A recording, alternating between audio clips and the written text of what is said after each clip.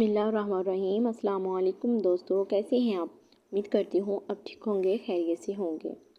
تو پیارے دوستو، آج میں آپ کے لیے بہت ہی زبردست ویڈیو لے کے آئی ہوں۔ جب رسول اللہ صلی اللہ علیہ وسلم نے حضرت معاذ کو یمن کا حاکم بنا کر بھیجا تو ارشاد فرمایا، مظلوم کی بد دعا سے ڈرتے رہنا، کیونکہ مظلوم کی فریاد اور اللہ تعالیٰ کے درمیان کوئی پردہ حائل نہیں ہے۔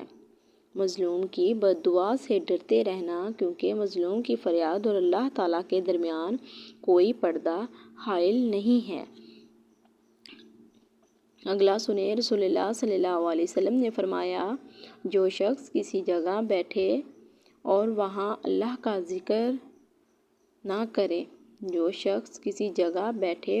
اللہ کا ذکر نہ کرے تو اس پر اللہ تعالیٰ کی طرف سے نقصان ہوگا، اور جو شخص کسی جگہ لیٹے اور وہاں اللہ کا ذکر نہ کرے تو اس پر اللہ کی طرف سے نقصان ہوگا۔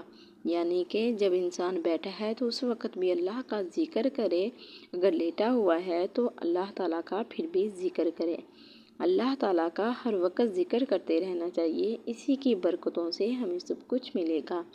تو اگلا فرمان سنیے، رسول اللہ صلی اللہ علیہ وسلم نے فرمایا، 2 کلمے، سبحان اللہ و بحمدہ، سبحان اللہ العظیم، سبحان اللہ و بحمدہ، سبحان اللہ العظیم، زبان پر ہلکے میزان میں بھاری اور رحمان کو محبوب ہیں۔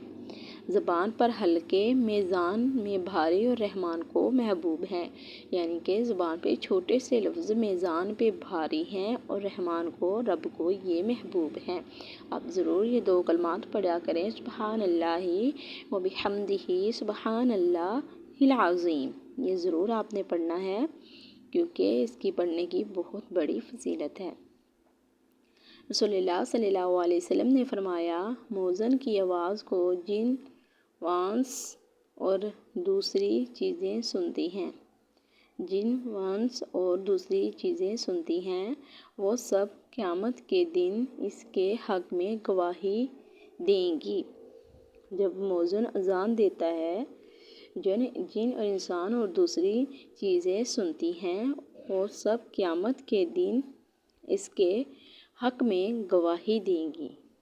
جو اذان دیتا ہے انسان تو اس کی آواز جو ہے، چاہے جن ہو انسان ہو، چرند پرند جو بھی چیزیں ہیں سب سنتی ہیں اور قیامت کے دن اس کے لیے گواہی دیں گی۔ تو پیارے دوستو، اگر آپ کو میری ویڈیو اچھی لگی ہو تو چینل کو سبسکرائب کریں۔ اوکے جی، اللہ حافظ۔